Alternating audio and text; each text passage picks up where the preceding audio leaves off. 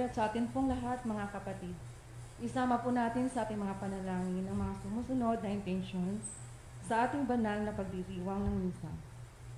Thanksgiving and special intentions of Cancer Warriors Foundation, Sylvia Morales, Vicky Lagan family, Gutierrez and Parilla family, Rolly Esteban and family, William San Pedro family, Vicky Dagami and family, Cora Swangel and family, Henry Biscocho, Manguera family, mga Liman and Yasus family, Villarmino family, Rodel and Mali Medinilla and family, Velasco and Vargas family, Gilbert and Peng Malelang and family, Gina, Rowell, and Ray Malelang Ribadonera and family, Engineer and Mrs. Alvin and Nemingpan and family, Congressman Lord Alan Velasco, and special intentions of Mangana and Reyes family.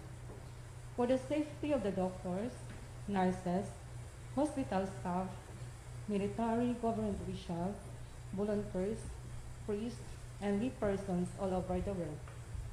For birthday blessings of Thelma Pastoral, Fiona Nakawili, Elma Mancia Abad, Elizabeth Manguera, and Seth Gabriel Ethan Marilang Ribadonera. For healing of Dennis Simanya, Rosemary Olivar, John Magpuro, Father Ted Calao, Maribel Isaac, John San Pedro, Joseph Elfredo Sigiliano, Monchito Mendoza, Erwin Choa Reyes, Teres V. Rigor, Lena Alcantara, Yufila Mendoza, Idil Saher, and Raul Laico. For the eternal repose of the souls of Loretta and Luciano Gutierrez, Pedro Malabanan Jr., Brother Dindo Maralit F.A.C., Jesse Redondo, Esperanza Ornido, Abad Ornido, and Salmin Abin.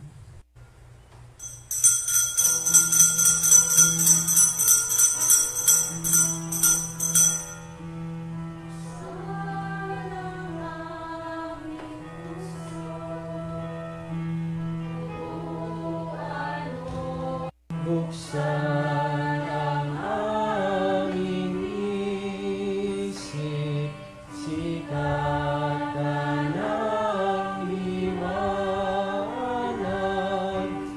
ang pusang makalimim, pumuling mapanag. Buksan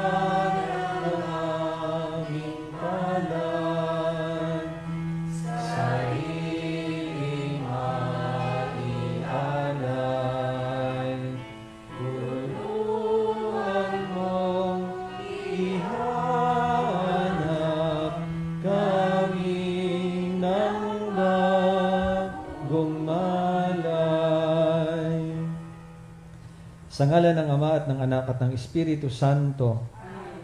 Sumainyo ang Panginoon.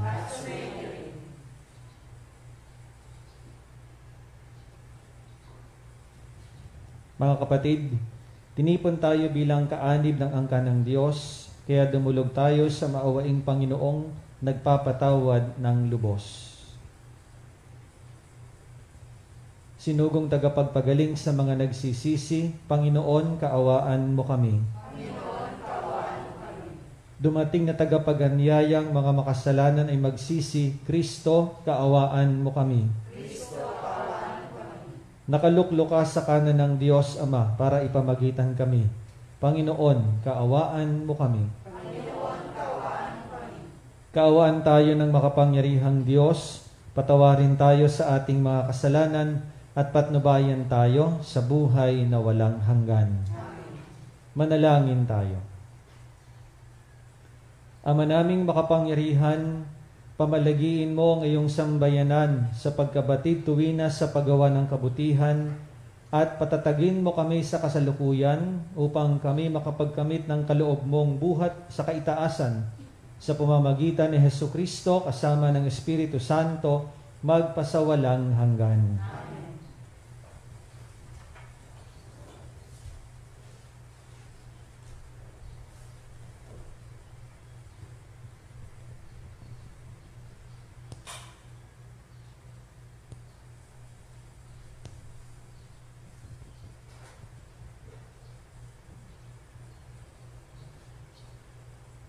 Pagbasa mula sa aklat ni Propeta Jeremias. Ang sabi ng mga tao, iligpit na natin si Jeremias. May mga saserdote namang magtuturo sa atin, mga pantas na magpapayo at mga propetang magpapahayag ng salita ng Diyos. Isakdal natin siya at huwag na nating pakinggan ang mga sinasabi niya. Kaya't nanalangin si Jeremias, Panginoon, pakinggan mo ang aking dalangin. Batid mo ang binabalak ng mga kaaway ko. Ang kabayaran ba ng kabutihan ay kasamaan? Ano't naghanda sila ng hukay upang ako'y mabitag?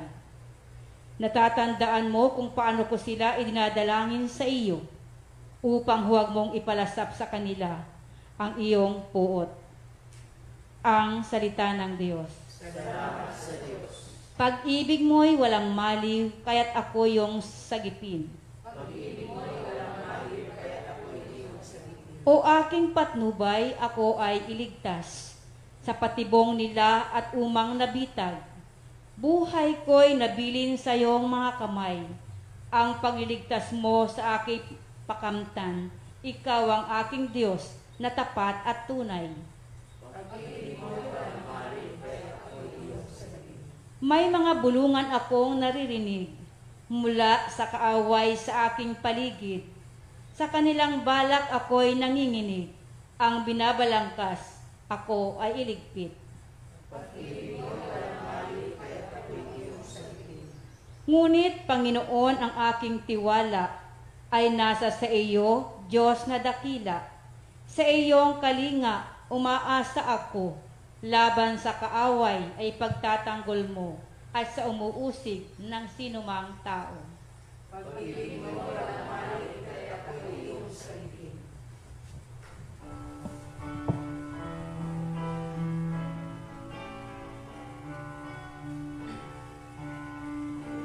Ikaw sa tinapay, Ang tao'y nabubuhay, kundi sa bawat salita sa Diyos nating ay nagmumula. Sumainyo ang Panginoon. Ang mabuting balita ng Panginoon ayon kay San Mateo. Puri sa iyo, Panginoon. Noong panahong iyon nang nasa daan na si Jesus patungong Jerusalem, ibinukod niya ang 12. Sinabi niya sa kanila, "Aakyat tayo sa Jerusalem. Doon ay ipagkakanulo sa mga punong saserdote at sa mga eskriba ang anak ng tao. Hahatulan siya ng kamatayan at ibibigay sa mga hintil. Siya'y tutuyain, hahagupitin at ipapako sa krus. Ngunit muli siyang mabubuhay sa 3 araw." Dumapit kay Jesus ang asawa ni Zebedeo kasama ang kanyang mga anak. May ibig siyang hilingin, kaya't lumuhod siya sa harapan ni Jesus. "Ano ang ibig mo?" tanong ni Jesus. Sumagot siya, "Sana'y ipagkaloob ninyo sa 2 kong anak na ito ang karapatan na makaupong katabi ninyo sa inyong kaharian, isa sa kanan at isa sa kaliwa." "Hindi ninyo nalalaman ang inyong inihingi," sabi ni Jesus sa kanila. "Makakainom ba kayo sa kopa ng hirap ko?" "Opo," tugon nila.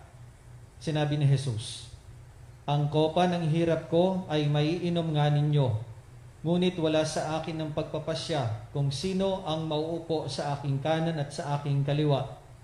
Ang mga luklukang sinasabi ninyo ay para sa mga pinaghandaan ng aking Ama." Nang marinig ito ng 10 alagad, nagalit sila sa magkapatid, kaya't pinalapit sila ni Jesus at sinabi sa kanila, "Alam ninyo na ang mga pinuno ng mga hintil ay naghahari sa kanila at ang mga dinadakila ang siyang nasusunod. Ngunit hindi ganyan ang dapat umiral sa inyo. Sa halip, ang sino man sa inyo na ibig maging dakila ay dapat maging lingkod.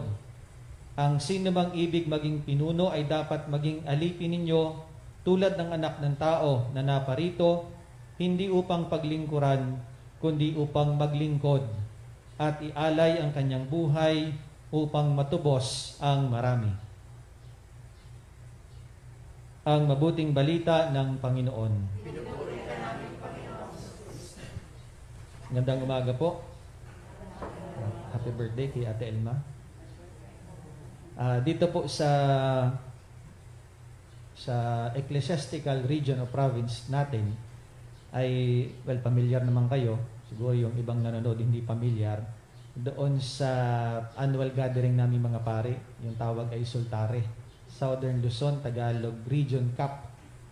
Gathering ng mga pare sa ecclesiastical region kasama ang ilang dioceses mula sa mga probinsya ng Southern Tagalog. Pero kung babalikan yung kwento ng Sultare na ito po ay nagsimula lamang sa kwentuhan ng, kung hindi ako nagkakamali, ay 3 pare. Isang pare mula sa Lipa, isang pare mula sa Lucena, at isang pare mula sa parang Calapan. Kwentuhan. At doon na-conceive yung idea na magkaroon ng gathering. Nagsimula sa gathering ng 3 diocese. And then eventually, sa paglipas ng mga panahon, kami po ngayon ay, hindi ako nagkakamali, ay 8 or 9 na dioceses na nagtitipon-tipon at bukod sa palaro na pasukan na rin ng iba't ibang gawain. May mga recollection, may retreat. Ngayon, ba't ko ikunento ito? Sapagkat parang ito yung sentido ng Ebanghelyo ngayon eh. Yung katotohanan na yung kadakilaan ay nagsisimula sa kababaan ng loob. Greatness starts from being humble. Kung gusto mo maging dakila, sabi nga ni Jesus, maging lingkod ka muna. Sabi nga dun sa commercial ng Milo, yung paborito ko laging caption, great things start from small beginning. Sa Ebanghelyo ay nakita natin ito. Yung nanay ni na Santiago at Juan ay humiling sa ating Panginoong Jesus na ilagay sa kanyang kanan at kaliwa ang kanyang 2 anak, which is napakalaking demand sa bahagi ng nanay nung magkapatid na ito. Pero ang sagot ng ating Panginoon at doon sa unang tugon niya, yung tanong niya, maiinom ba nila ang kopa ng paghihirap na inumin ko? Hindi pa masyadong klaro yung kahulugan eh. Pero sa huli, sa pagtatapos ng Ebanghelyo, doon mas lalong naging malinaw kung ano yung anong tawag doon? Kung ano yung kailangan para yung biyaya na yun ay magkaroon ng isang tao. Yung kadakilaan na yun ay merong kailangan gawin muna para makamit yung greatness na hinihingi na yon. At ang sabi ng ating Panginoong Hesus sa bandang huli, ang sino man sa inyo na ibig maging dakila ay dapat maging lingkod. Ang sino mang ibig maging pinuno ay dapat maging alipin, tulad ng anak ng tao na naparito, hindi upang paglingkuran, kundi upang maglingkod at ialay ang kanyang buhay upang matubos ang marami. So mga kapatid, simple lang. If we want to be great, let's be humble first. Ano lang kasimple. Gusto nating maging dakila, magpakababa muna tayo ng loob. Saan naman ito? Lahat ng ginagawa natin sa ating ministeryo, sa ating apostolado, sa gawain natin sa pamilya, sa pagiging asawa, sa pagiging kapatid, sa pagiging pinuno, sa pagiging pare, sa pagiging madre, sa pagiging laiko. Yun ang mahalaga eh. Ang mahalaga yung kababaan ng loob. Sapagkat doon talaga makikita yung tunay na kadakilaan. Ano kung hindi nakikita ng ibang tao ang ginagawa mo? Ano kung hindi napapansin? Ano kung hindi ka nasasabihin ng, uy, salamat. Pero nagawa mo naman ang iyong bahagi. Nabukal sa iyong puso. Hindi ba kadakilaan na yun? Ano pang silbi ng kadakilaan sa lupa? O ano pang silbi ng kadakilaan sa langit kung ang hinahanap lamang natin ay yung kadakilaan sa lupa? Diba sabi ni Jesus, tinanggap mo na ang iyong gantimpala. Pero kung hinahangad mo ay yung kadakilaan na galing sa Diyos, adi nasa tamang landas ka. Kasi ginagawa mo ang lahat ng bagay na mula sa puso at may kababaan ng loob. So mga kapatid, if you want to be great, let's be humble first. Yun ang napakahalaga. Sapagkat hindi man tayo dakila sa harap ng tao o sa mata ng mga tao, pero sa harap ng Diyos, sigurado po ako, dakila tayo.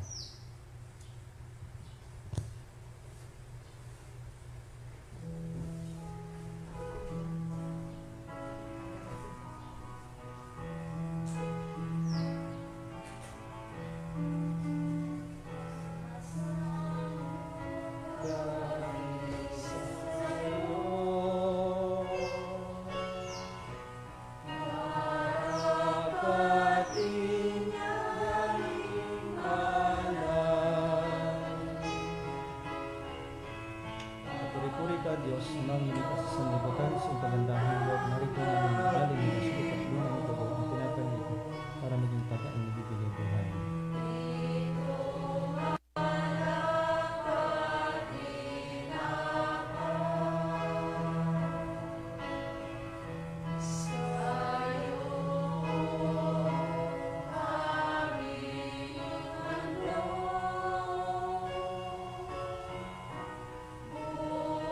Puri-puri ka, Diyos, amang inikas sa sanlibutan sa kagandahan loob. Narito namin ang galing mula sa ikas ng Diyos at Luna ng Dugo. Ang alak mo para maging bibigyan ng Espiritu.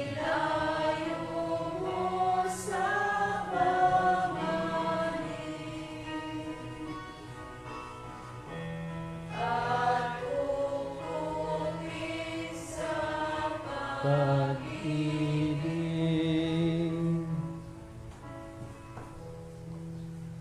Manalangin tayo mga kapatid upang ang paghahain natin ay kalugdan ng Diyos amang makapangyarihan.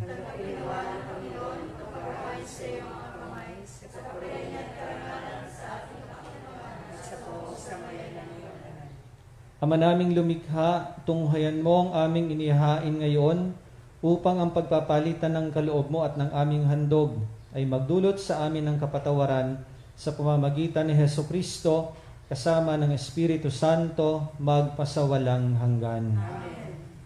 Sumainyo ang Panginoon. Itaas sa Diyos ang inyong puso at diwa. Pasalamatan natin ang Panginoong ating Diyos. Ama naming makapangyarihan, tunay ngang marapat na ikaw ay aming pasalamatan sa pamamagitan ni Hesukristo na aming Panginoon. Sa pagbabakasakali mong kami bubuti, isinugo mo si Hesukristo upang pangunahan kami.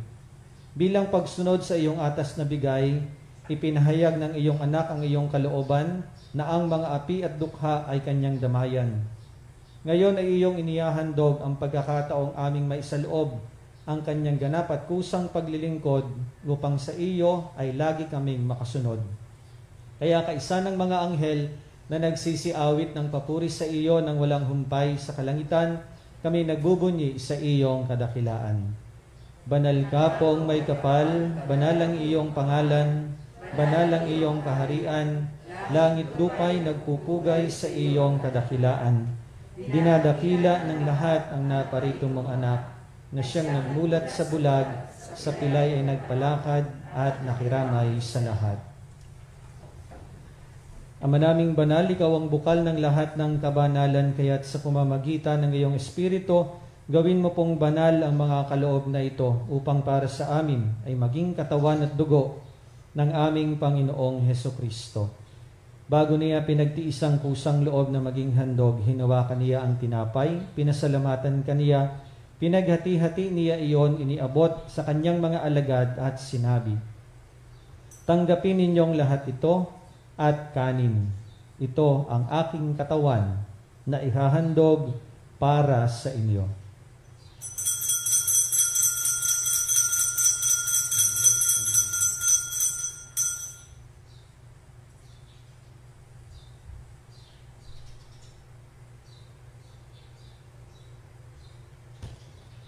Gayon din naman noong matapos ang hapunan, hinawakan niya ang kalis.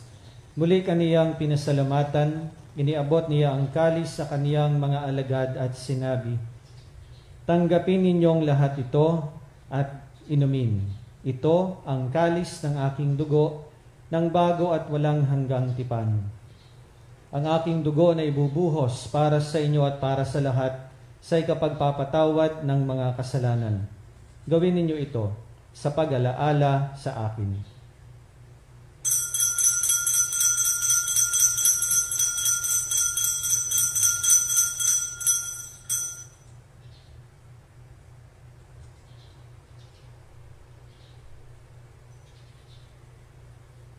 Ipagbunyi natin ang misteryo ng pananampalataya. Si Kristo'y namatay, si Kristo'y nabuhay, si Kristo'y babalik sa wakas ng panahon. Ama, ginagawa namin ngayon ang pag-alaala sa pagkamatay at muling pagkabuhay ng iyong anak, kaya iniaalay namin sa iyo ang tinapay na nagbibigay buhay at ang kalis na nagkakaloob ng kaligtasan. Kami nagpapasalamat dahil kami iyong minarapat na tumayo sa harap mo para maglingkod sa iyo. Isinasamo namin kaming magsasalo-salo sa katawan at dugo ni Kristo ay mabuklod sa pagkakaisa sa pamamagitan ng Espiritu Santo. Ama, lingapin mo ang iyong simbahang laganap sa buong daigdig. Puspusin mo kami sa pag-ibig kay isa ni Francisco na aming Santo Papa, ni Marcelino Antonio na aming Obispo at ng lahat ng kaparian.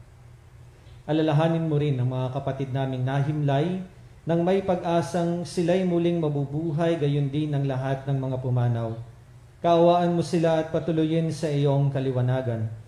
Kaawaan mo at pagindapatin kaming lahat na makasalo sa iyong buhay na walang wakas. Kaysa ng mahal na Birheng Maria na ina ng Diyos, ni San Jose ang kanyang kabiyak ng puso, kaysa ng mga apostol at ng lahat ng mga banal, na namuhay dito sa daigdig ng kalugod-lugod sa iyo, maipagdiwang nawa namin ang pagpupuri sa ikararangal mo sa pamamagitan ng iyong anak na aming Panginoong Hesu Kristo.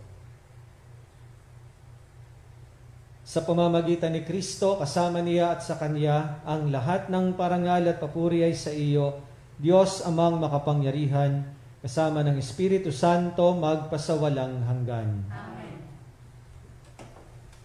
Sa tagubili ng mga nakagagaling na utos at turo ni Jesus na Panginoon natin at Diyos, ipahayag po natin ng lakas loob. Ama namin, sumasalangit ka, sambahin ang ngalan mo, mapasanin ang kaharian mo, sundin ang loob mo dito sa lupa para nang sa langit.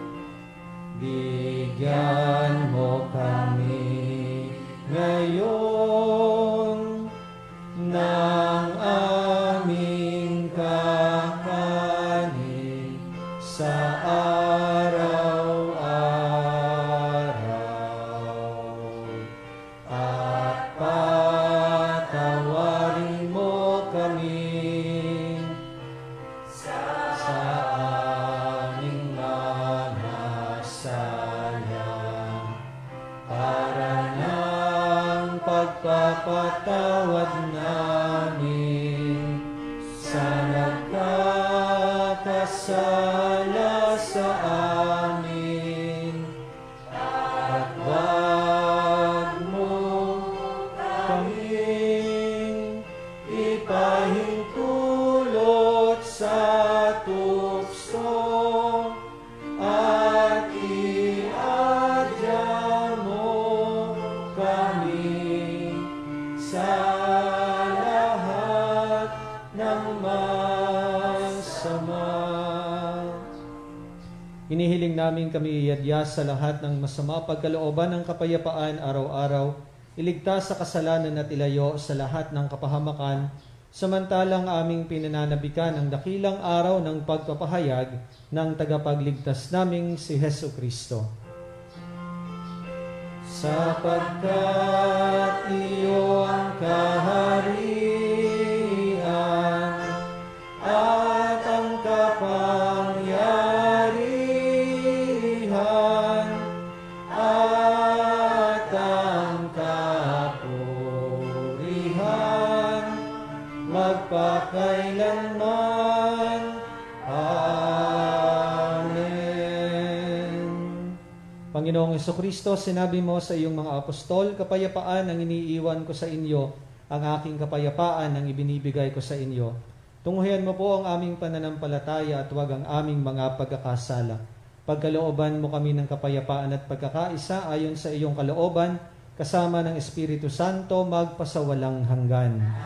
Ang kapayapaan ng Panginoon ay laging sumainyo. Magbigayan po kayo ng kapayapaan sa isa't isa.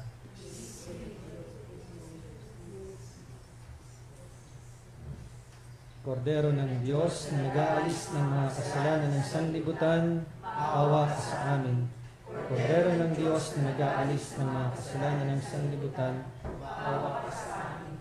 Kordero ng Diyos na nag-aalis ng mga kasalanan ng sanlibutan, ipagkaloob mo sa amin ang kapayapaan.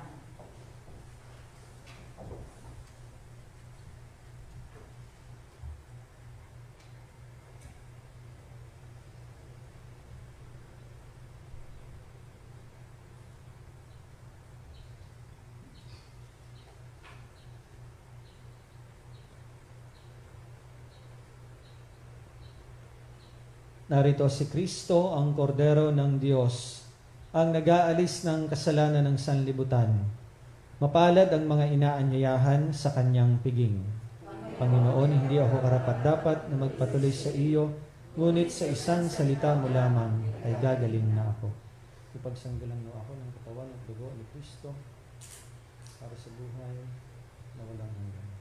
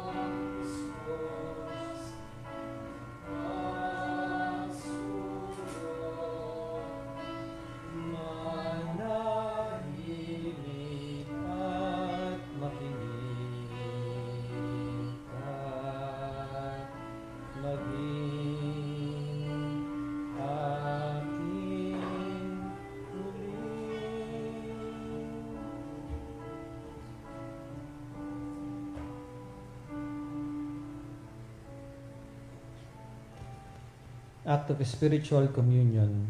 My Jesus, I believe that you are present in the most holy sacrament I love you above all things, and I desire to receive you into my soul. Since I cannot at this moment receive you sacramentally, come at least spiritually into my heart. I embrace you as if you were already there and unite myself wholly to you. Never permit me to be separated from you. Amen. Manalangin tayo. Ama naming mapagmahal, niloob mong kami magsalo-salo sa piging ng muling pagkabuhay ng anak mo.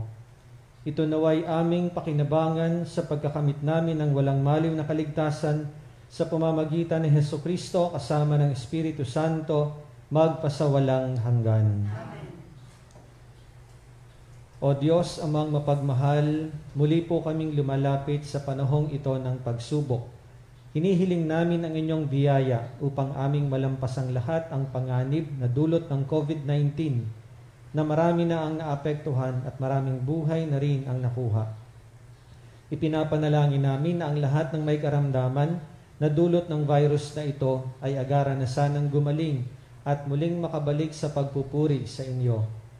Ganoon na rin ang sidihin ng aming panalangin para sa mga taong naglilingkod at gumagampan para sa kapakanan ng iba upang masugpo ang karamdamang ito at mapigilan ang higit pang pagkalat at pananalanta nito. Nagpapasalamat po kami sa bakunang naisulong sa patnubay ng iyong mga kamay. Pagpalain mo ang aming pagsisikap na mawakasanan ng mga bakuna ang pandemya sa aming bayan. Sa inyo po namin ipinagkakatiwala ang lahat ng mga mahal namin sa buhay, at kami buong kababaang loob na humihingi ng inyo pong patnubay upang hindi namin malimutang paglingkuran ng mga aba at higit na nangangailangan lalo na sa mga panahong ito. Ang lahat ng ito ay aming inihiling sa pamamagitan ni Hesukristo ang Panginoon namin at ng Espiritu Santo magpasawalang hanggan. Amen. Mahal na Birhen ng Biglang Awa, San Jose, San Rafael Arcangel, San Roque, San Lorenzo Ruiz, San Pedro Calungsod.